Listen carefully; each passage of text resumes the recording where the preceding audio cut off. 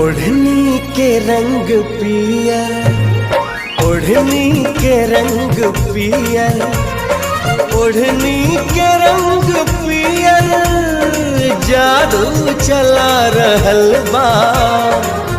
लागे कि जैसे खेतवा में,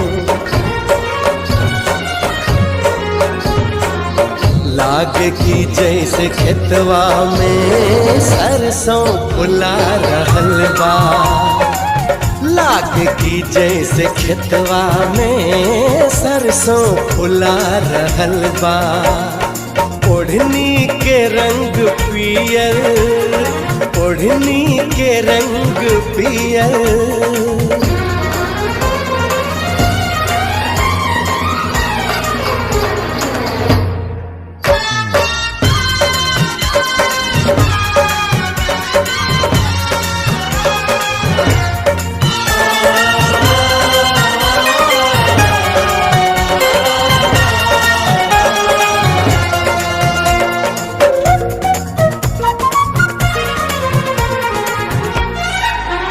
मारे हवा के झोंका, लहरे लखलल के सिया, खुद फूल बन गइल बा, खुशबू से भरल दहिया।